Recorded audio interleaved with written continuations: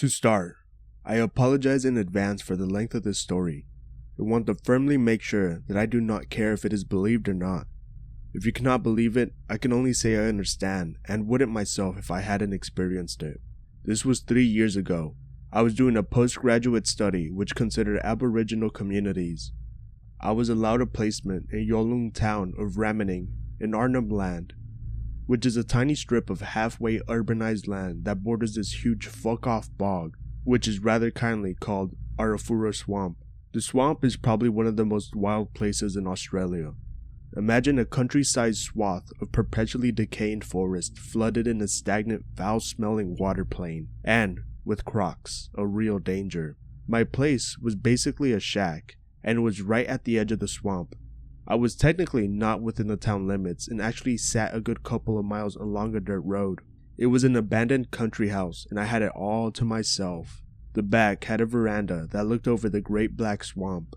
Some very impressive views come dusk, and on either side it was enclosed in a dusty circle of eucalyptus. I knew literally no one out there, and won't lie when I say it was pretty creepy those first few weeks trying to acclimate to being more truly alone than I have ever had before.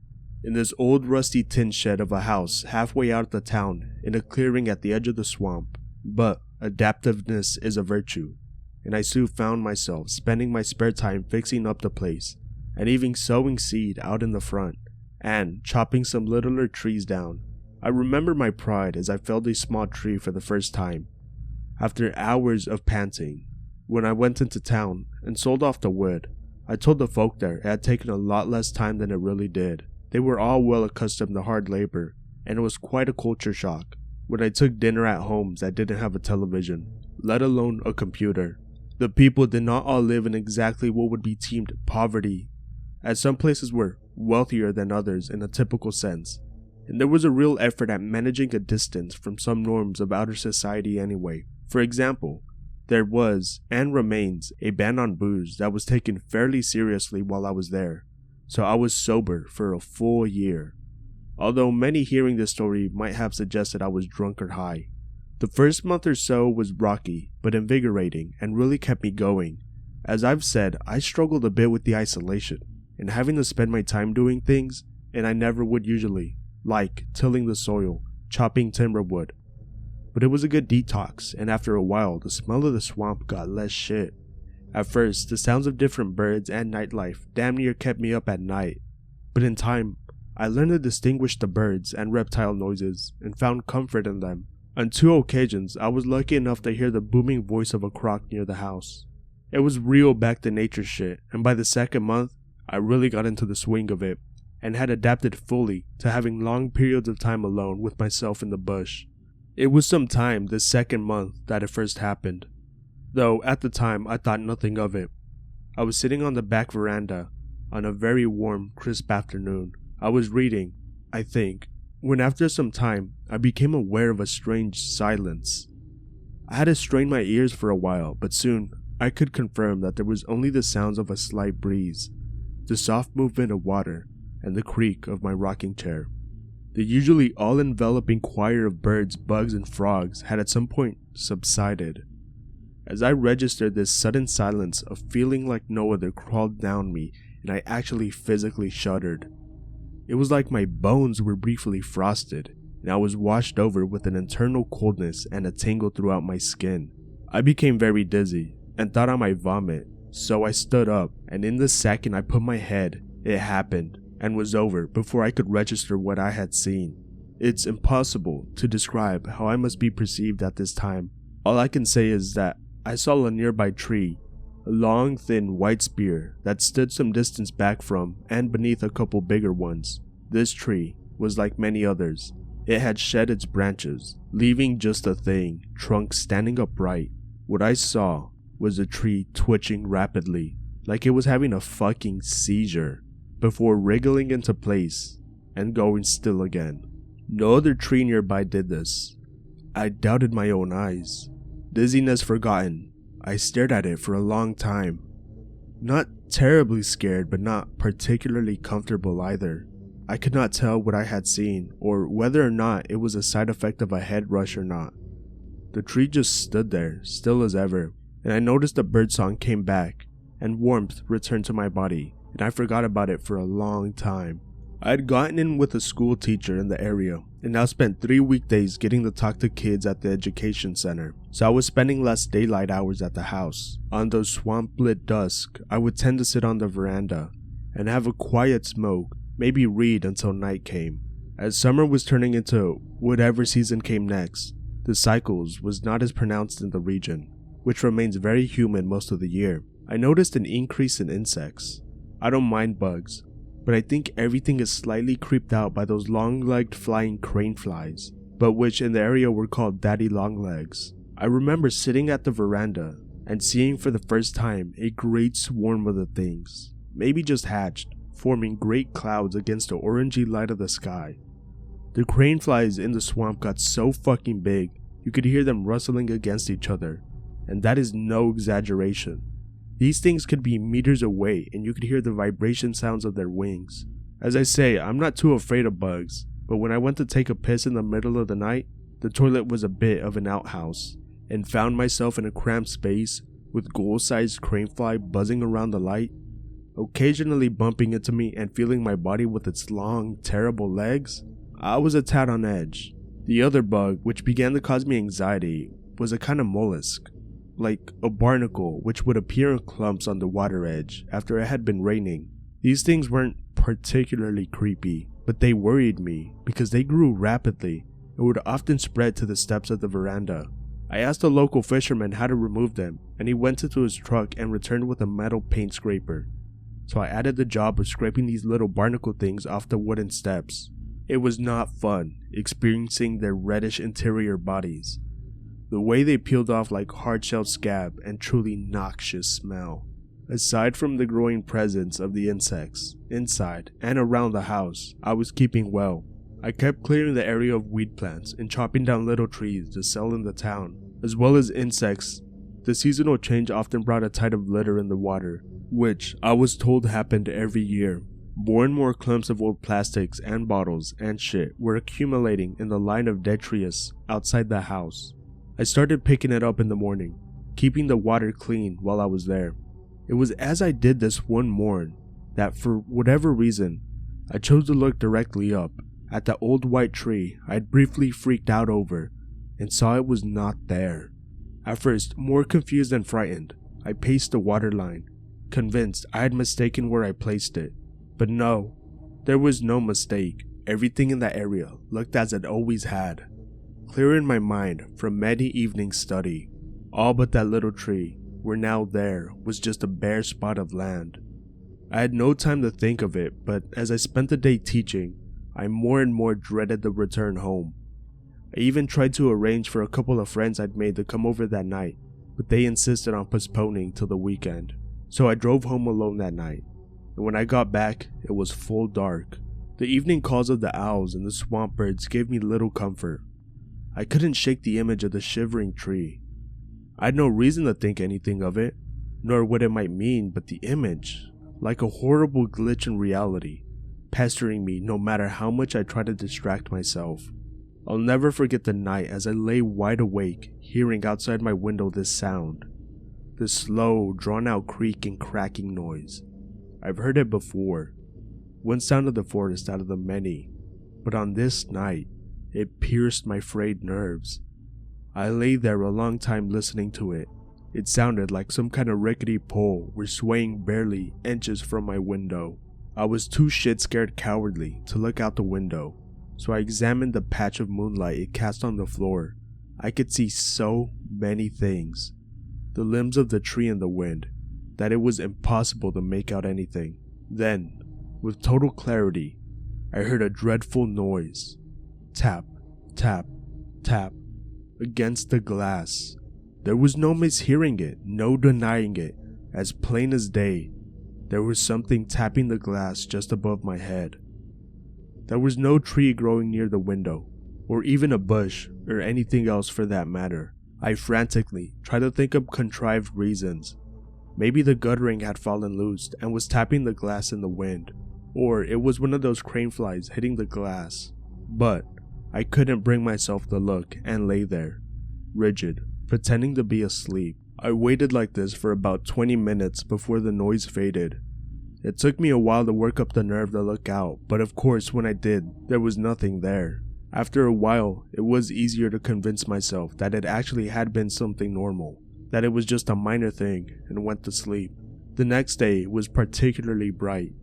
It was that kind of heat which is thick and palpable in the air, which is saying something given the usual weather. In a way, my memory of the day, revisited so many times, is saturated in heat. Like a photo gets dimmed over time left in the light. When I first got up, it was just another day. The events of the previous night and the odd tree were forgotten.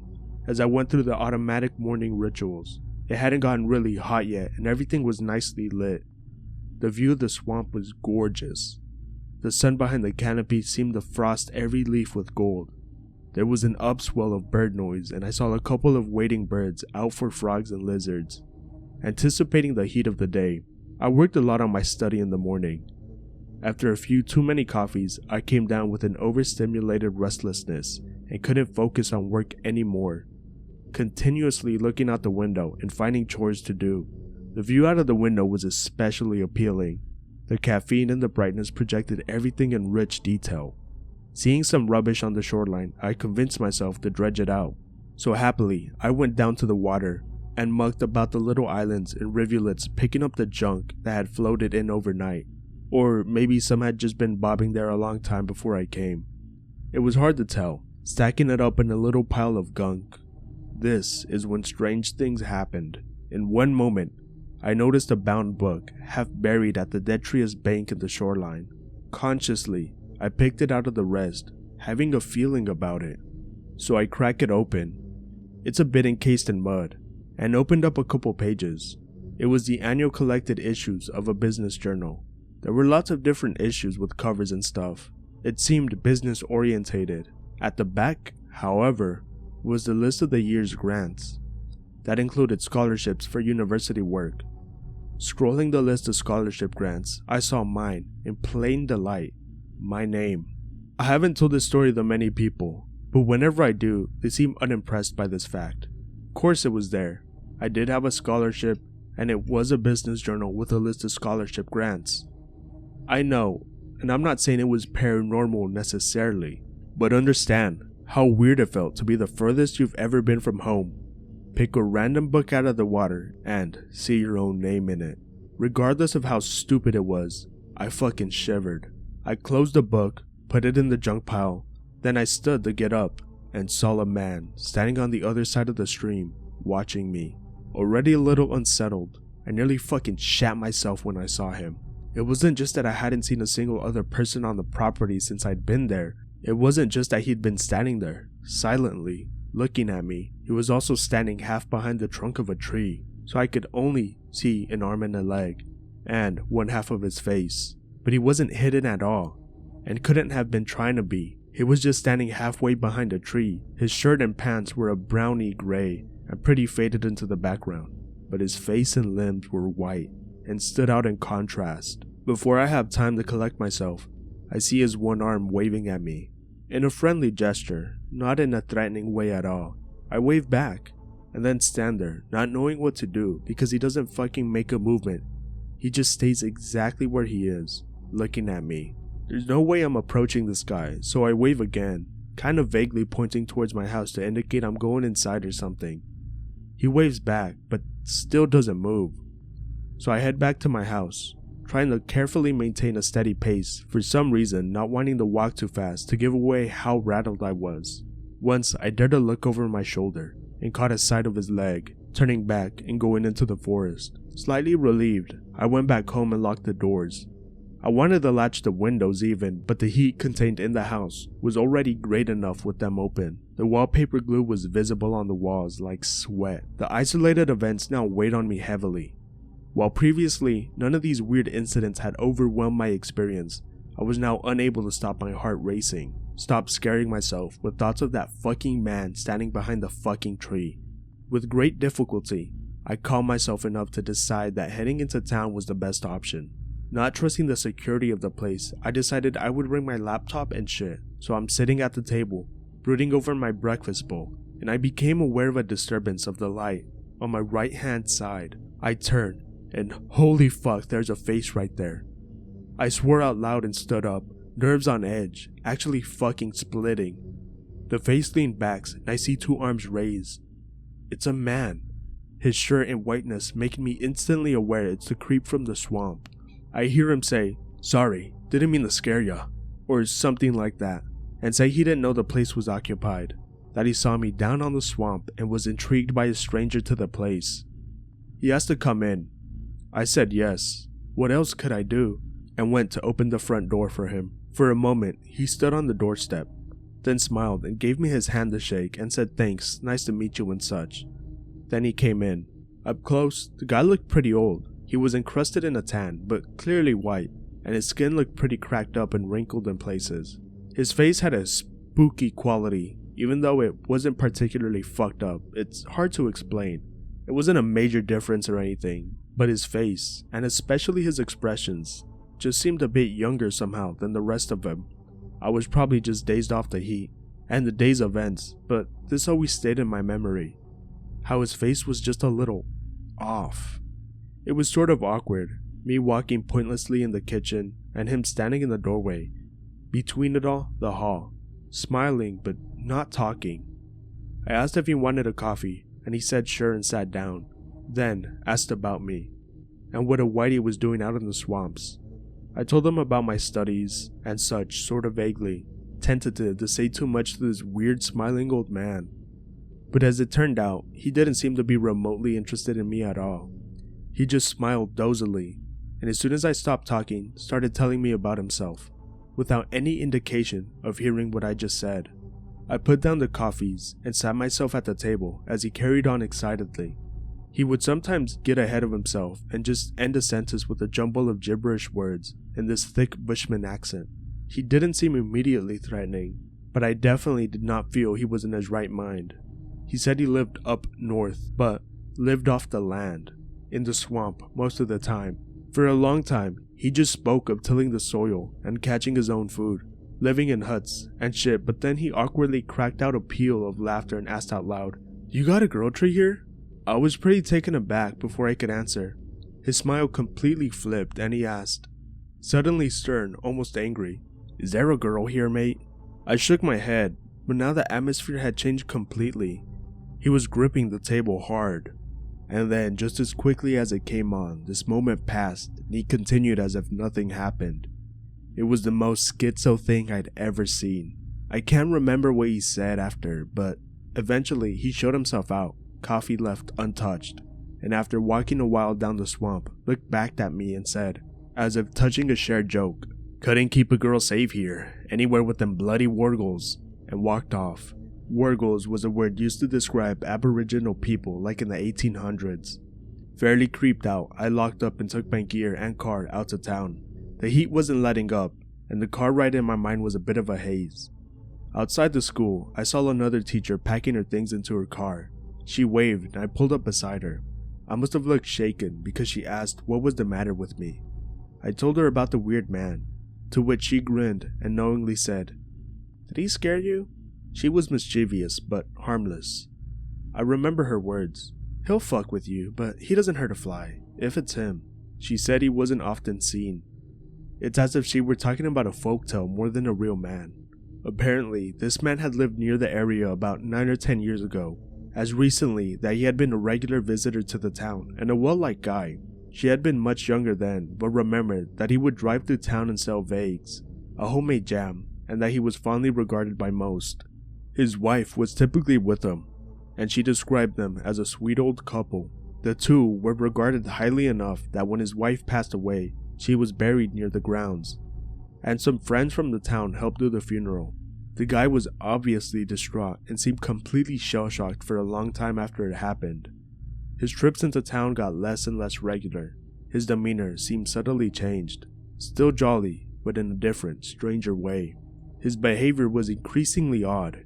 Everyone understood his pain following the death of his only real close company, so when he referred to her in passing, her daily doings, as if she wasn't dead, there was mostly just sympathy, as well as the expectation that with some support, he would get back to his old self. But things were only downhill from there.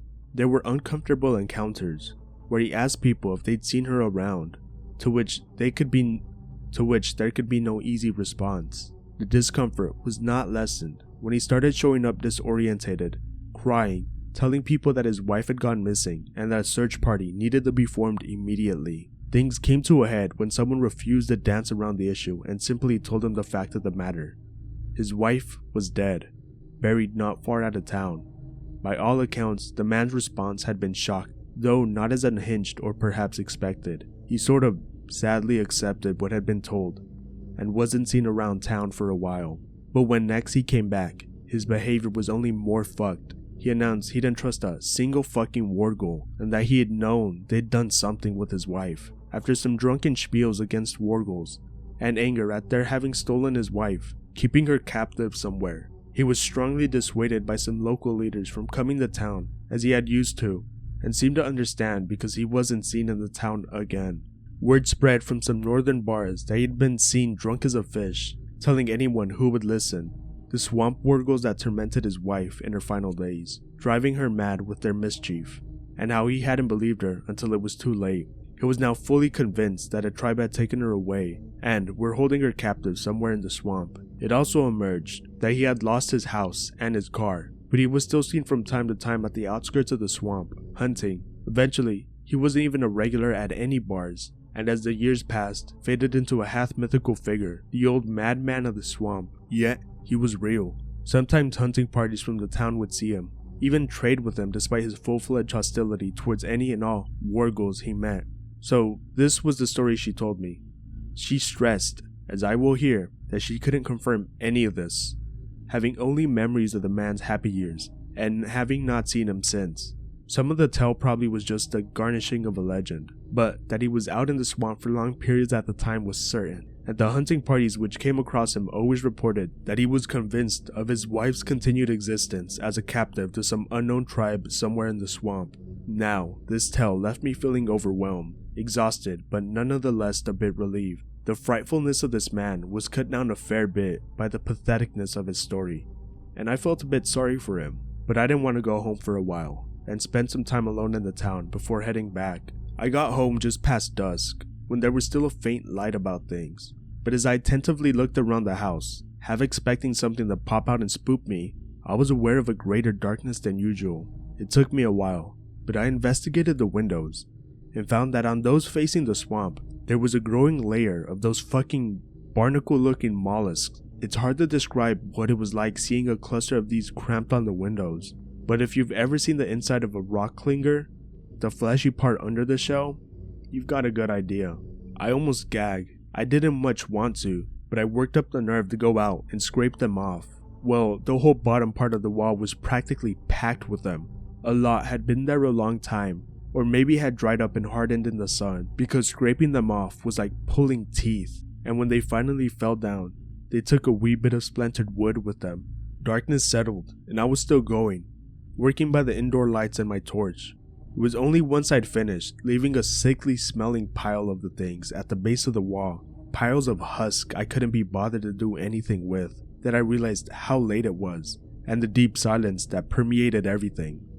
Little sounds were painfully heightened, enhanced by my frayed nerves, like the tiny drops of water somewhere nearby as a bird or fish or something moved about, and the slight rustling of leaves on a mostly still night. I had the feeling of being watched.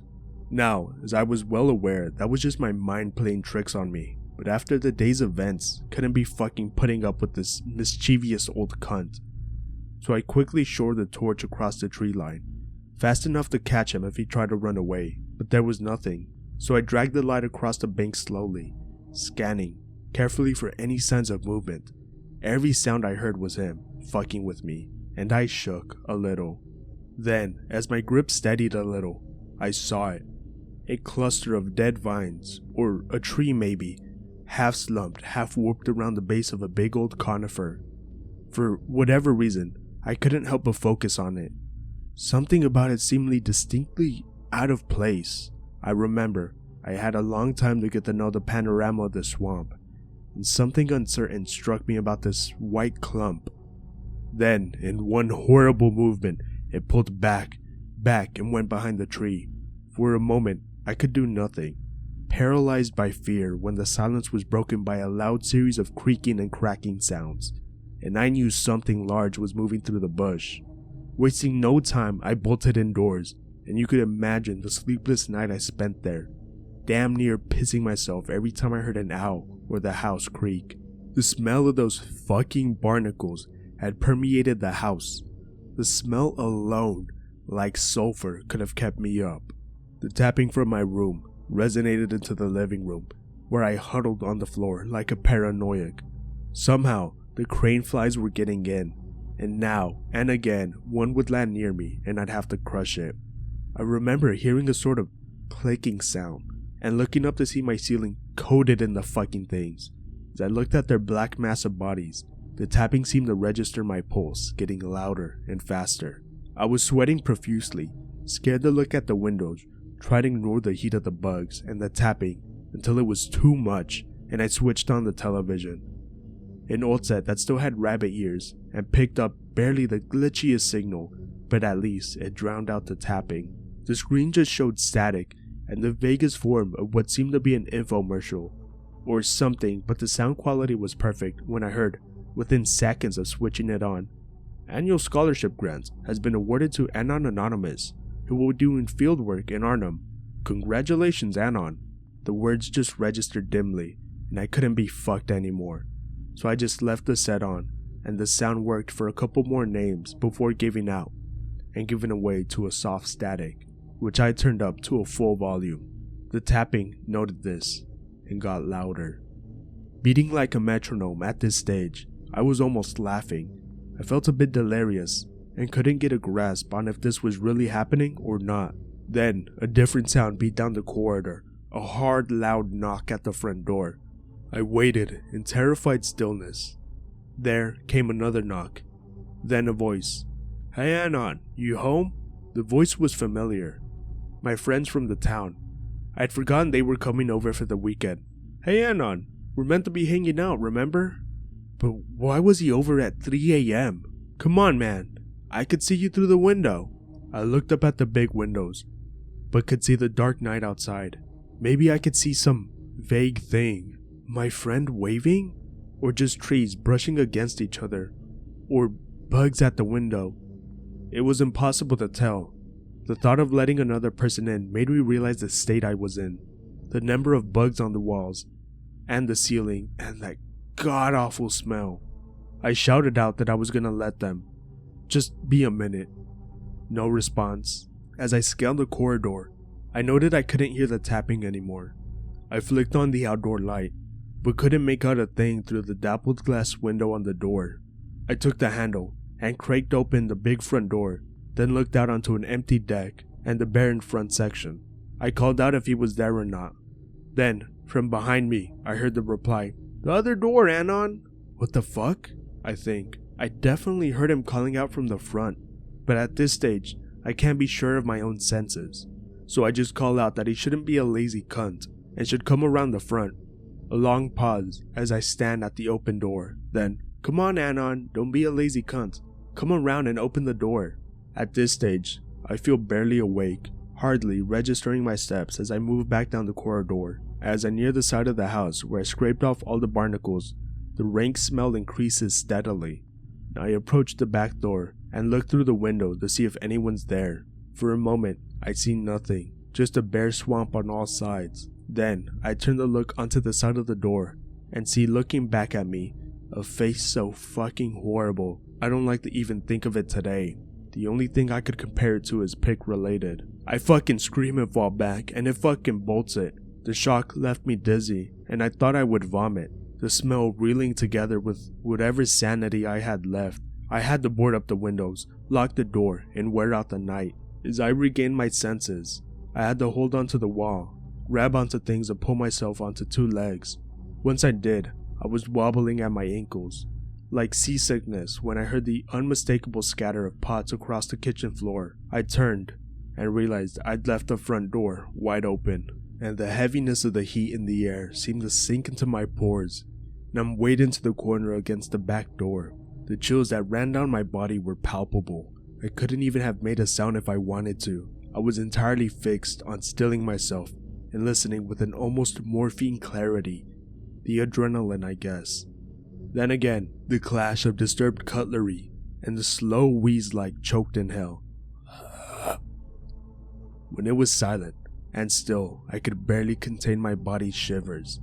My mind wasn't processing a thing but for the noise from my kitchen.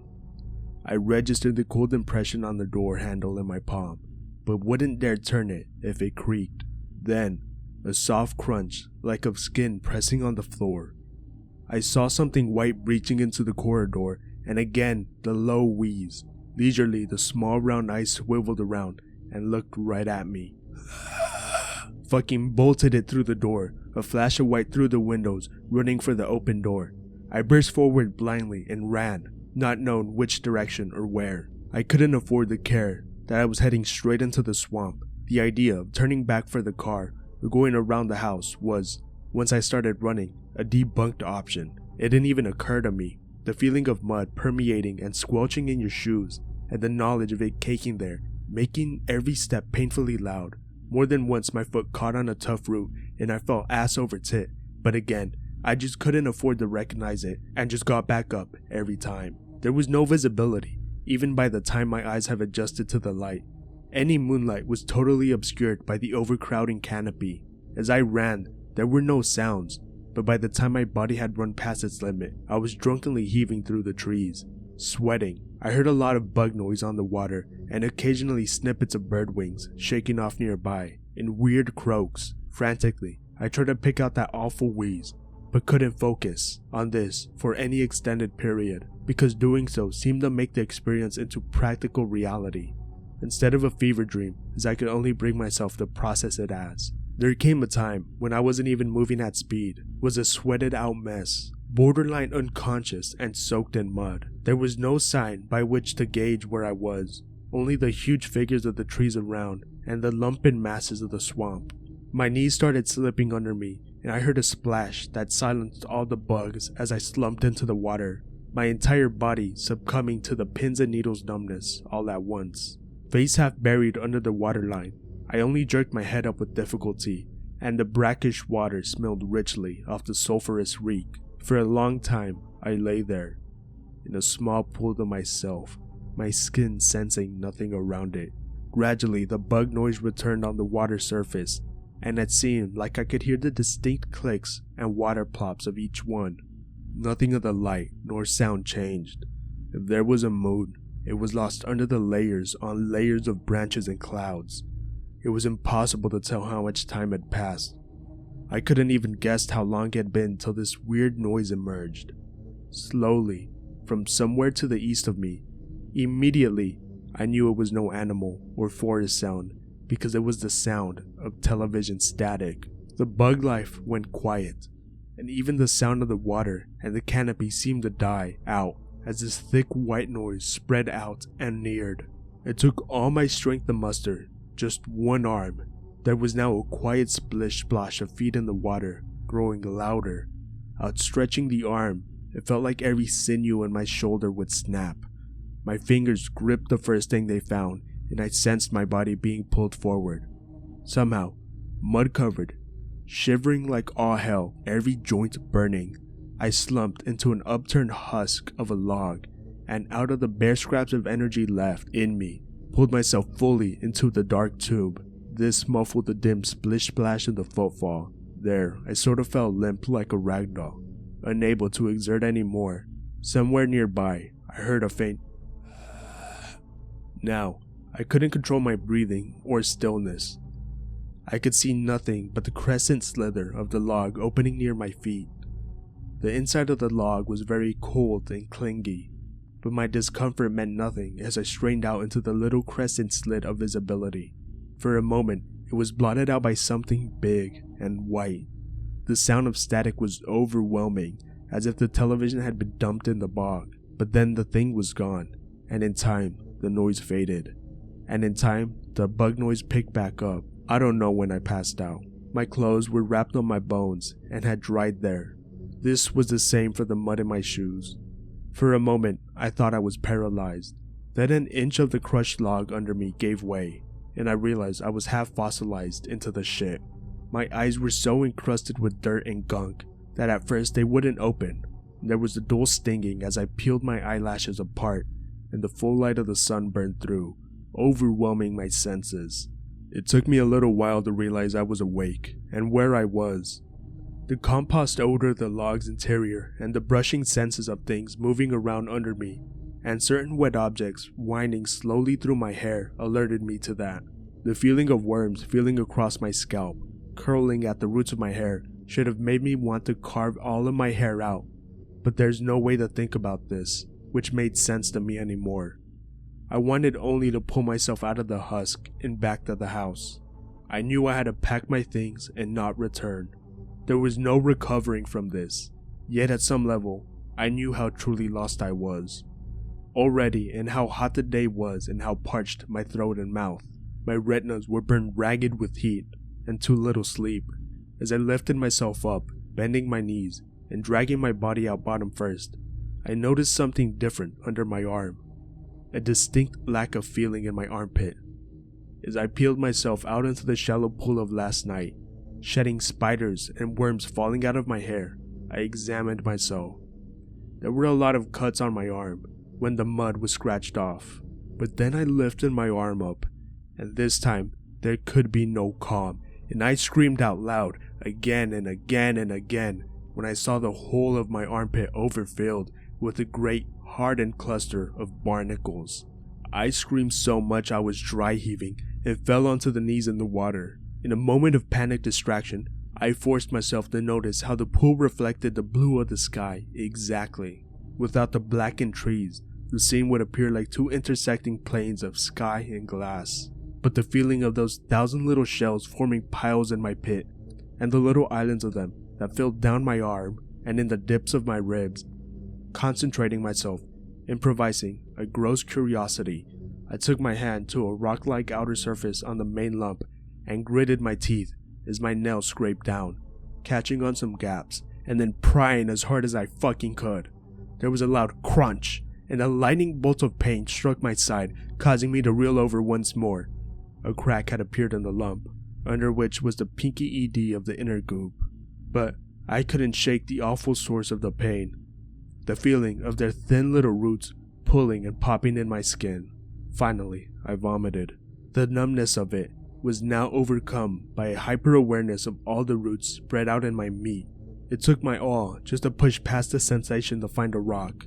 With the rock firmly in my hand, and sweating hard, I brought it down once, twice, again on the mass. Each time it cracked and popped, but the pain worsened, and the throbbing, horrible awareness of all these roots only increased, like they were clinging harder in there. Somewhere through the trees, the smell of smoke, and I'm moving towards it full speed, delirious. There's the whisper of a crackling fire, and all I could do is follow, desperately. The emerald light of the flames burned through the air, and the rich smell was so reassuring that for a moment I forgot about the horrible things in my body. I stumbled out of the conifers into a small clearing, which looked like a drained patch of bog, where could be seen a crude sort of timber hut, looking hastily assembled from a few small trunks, offering little cover. The fire was burning only a few meters off, unshielded, from a pile of dried twigs and leaves, with no regard to the hut. Then my eyes were drawn to the outer rim of the clearing, marking its boundaries against the water, where had been erected several sharpened pikes, each adorned with the black faces of rotting animals. They mostly seemed to be dogs or possums, but it was impossible to tell the degree to which most had rotted away.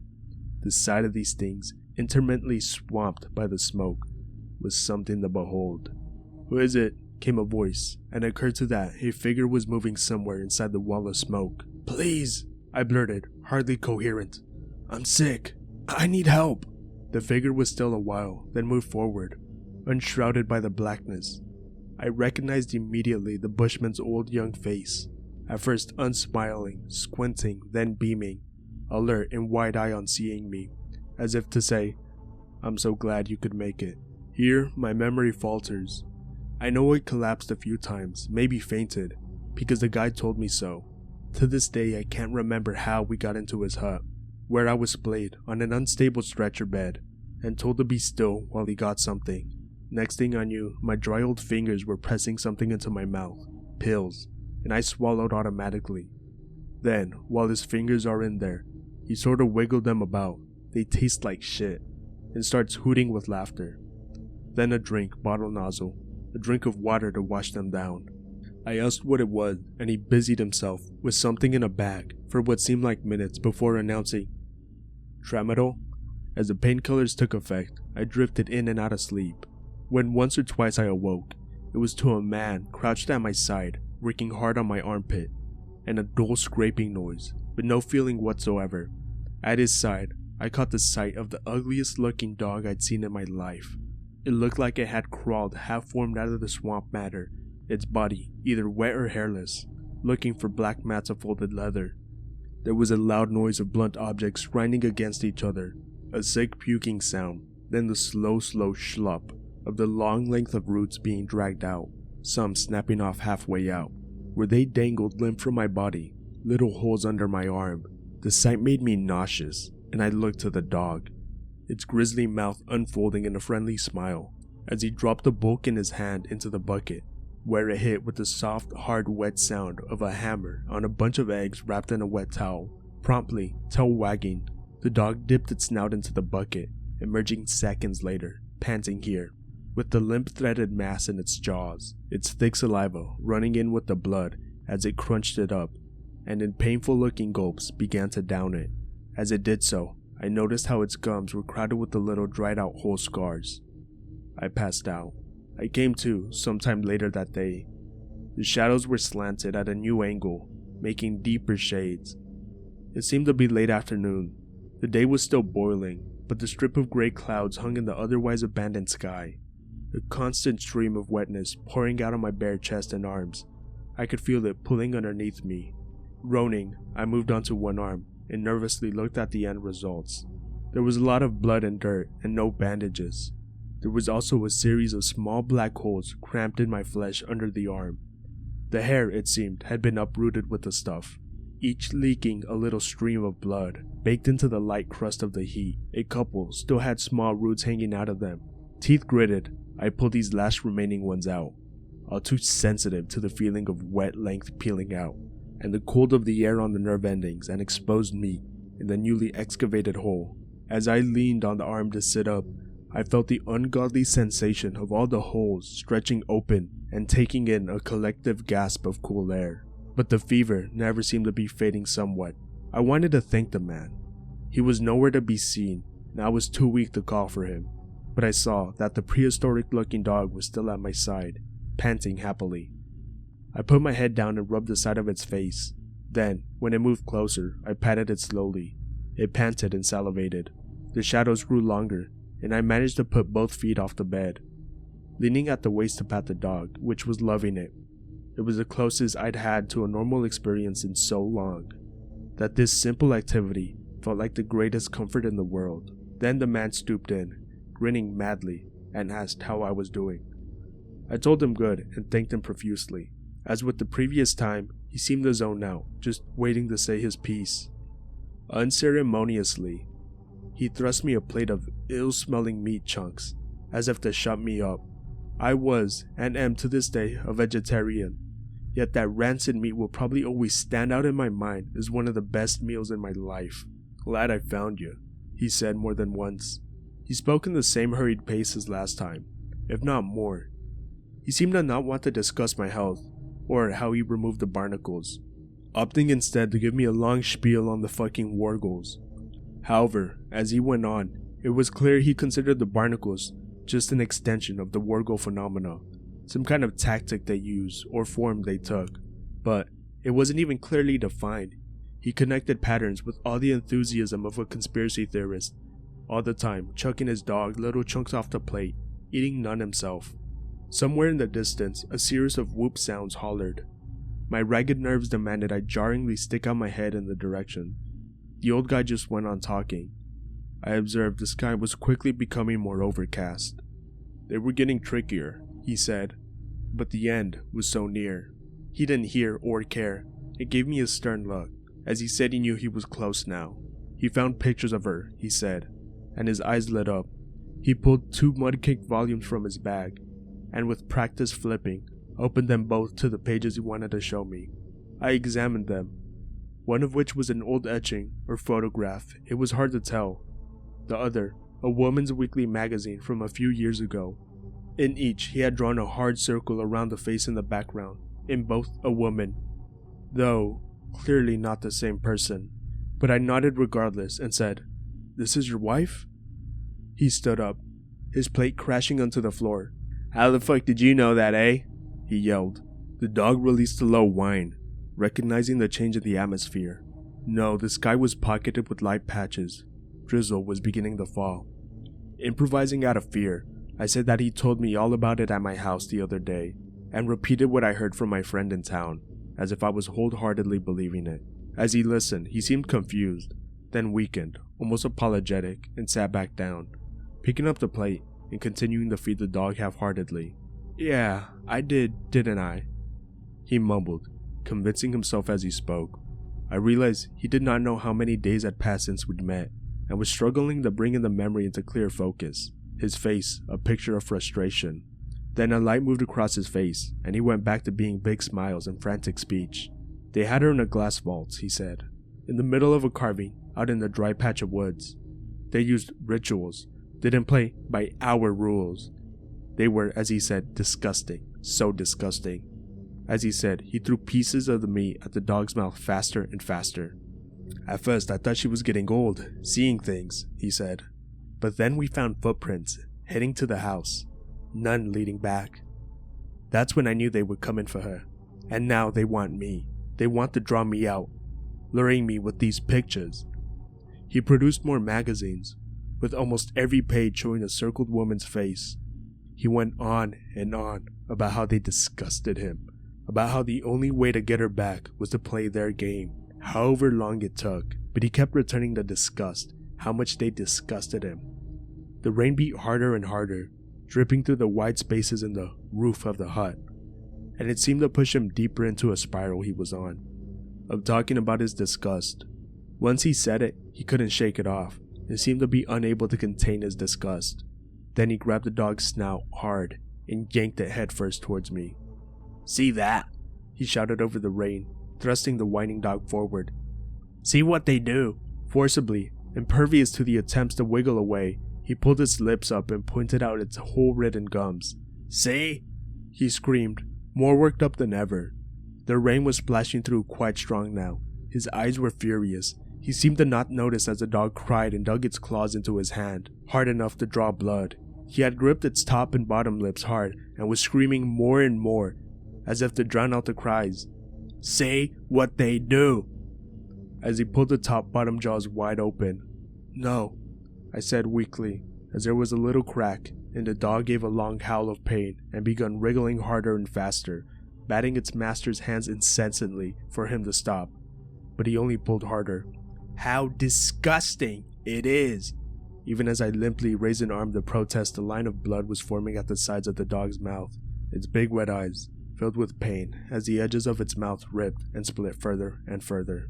It was going nuts now, howling for its life and striking over and over, but he lifted it off the ground with a face of furious effort, slowly wrenched the jaws apart until suddenly they snapped fully apart, spread out, broken, revealing its raw, gagging throat, slick with blood, which released an unearthly, gurgling moan. With that, he dropped it to the floor, but the poor thing wouldn't stop making that noise and thrashing, beating its skull against the hard floor over and over with bloody thumps, splintering the jaws even further, until finally, it must have just given up because it lay there, moaning softly, its little chest raising and lowering with pained breaths. Wasting no time to collect himself, he picked up an already sharpened pike and, it would seem like one movement, had picked up the dog and dragged its entire body through the pike, so only the tip announced itself above the split jaws. I wanted so badly to believe that it was dead as I looked. I saw one wet eye flick down to meet mine and had to look away. As if reading my mind, he said, with gradual return to his vaguely sad confusion, "They had to be alive. For the rituals." He shuffled out of the hut, bearing the pike on his back. I knew I had to escape, but the rain was only getting worse, so I went out, foolishly, to observe his efforts in clearing the ground and drilling the base of the pike into the ground, establishing one more totem. But I noticed a sense of something about him. He let go of the pike, and the rain running through his scruffed beard stared out into the forest. I followed his gaze, past the lines of conifers and overlapping walls of mist, just in time to see it, a huge old pine, bending out in the middle, shaking slightly, move, almost bounce back into place, shedding a coat of water into the air. The tops of the trees, huge trees, rustled with the movement of something pushing them apart. As we stood there under the fresh pike, there was a roll of thunder from the woods. Not thunder, a higher noise, like metal plates ground against one another, followed by a set of huge impending thuds that sent vibrations up my legs. Under the noise of the rain, I was aware of the sound of thick static, and started back into the hut. The old man stayed out in the mud and rain, and began shouting things I couldn't hear. There was another deafening groan, and a dark shape brushed through the highest tops of the trees momentarily. The old guy was at the wall now, picking something up, a rifle. There was a click, and then immediately he fired. "Come on," he was screaming. "Come on, you fucking cunts." There was another shot, and another. The tectonic groans came more and more, and the trees were being bent and pushed by something massive behind him. The old man screaming at them in the rain to show themselves. There was another shot, and another. The tectonic groans came more and more, and the trees were being bent and pushed by something massive behind him, and the old man screaming at them in the rain to show themselves. "Where is she?" he screamed, face red, wet and saliva streaming from his scarred mouth as he hollered, releasing a volley of shots in all directions. I moved to the edge of the door, slipping behind him in the frothing mud, all the while keeping my eyes on the forest line, transfixed in a sort of horrible wonder by the huge things in the pines. "Where is she? What have you done with her, you fucking cunts?" Through his screams, I could hear the wavering vibrato of tears. Then I saw it, if only for a second, this enormous black shape moving behind the trees. Then, a long tree-like limb stretching out and wobbling forward, testing the air like a feeler. The static sound and the sulfur smell were richer than ever now. The air felt electric. And now two more stood, and full height, and were taking ground-shaking strides towards the hut. One snapped its lump of what I suppose was a head right around, and I caught the sight of two wide eyes. Too much for me. I turned and fled. I stumbled in the rain and cracked my bad ribs, pulling myself up as I hobbled off as fast as possible, hardly able to see through the rain as volleys of faraway bullets exploded against the deep tectonic scraping of the huge fucking things. And over top of all of this, the man's wild voice, screaming its lungs out. "Where is she? Where is she?" I ran for I don't know how long, splashing face down in every other rivulet, getting mangled by every other thorny bush. The landscape was totally changed in the rain, overflowing with little waterfalls and the nervous swaying off old trees in the wind. The commotion was overwhelming, and as I crashed my way through the dense brush, I became alerted to some calls coming from not far off. It was my name, in my friend's voice. Fuck this, I thought, and turned to run the opposite direction, foot snagging on a collapsed branch. I yanked it desperately, the voice getting closer and closer, until finally it broke apart and I sprint forward, directly into the fucking thing. I screamed as its arms thrusted out of the trees and grabbed me by the shoulders and tried wildly to escape, until I was looking at the terrified, confused face of my friend from the town and his two buddies trailing not far behind. I will keep the rest of this brief. Needless to say, I refused to return to the house, so was driven by my friends back to theirs. They reckoned I was suffering from exposure and got me a change of clothes and things. I was either unable or unwilling to tell my story in full. To this day, I remain quite unwilling for obvious reasons. I only showed them the holes in my armpits and the part about the mad bushman. I deliberately excised everything else. Back in the comfort of the lit, warm room, the storm rattling the windows outside, as if taking place somewhere far, far away, I no longer trusted my own experience and fell into a sort of waking lucid dream state, not quite conscious and rational, but nonetheless aware of the impossibility of my own experience. But how had they found me? I asked. They exchanged odd and worried glances. Then I was told this story. "We went to yours at the arranged time. When we got there, we saw all the windows and doors were locked, even though it was sweltering. So we knocked at the door, no reply. We figured you had gone for a walk or something, so sat on the front porch smoking durries, cracked a few beers. A full hour passed and we decided to get up and go. Right as we did, though. Here he paused, obviously uncertain about how to retell the next part. Well, someone shouted out from the inside of your house, saying you weren't home. I was awash with full-fledged body shivers as he said those words. Well, we thought, what the fuck? Seeing as we'd been there for an hour, and only now this guy decides to speak up. So we ask who it is. No reply, so we knock again, and this voice, coming from directly behind the door, says you've gone into the swamp. We keep asking questions, asking to be let in, knocking at the door, but get no more responses. At first we thought, well, that it was just you pulling a prank.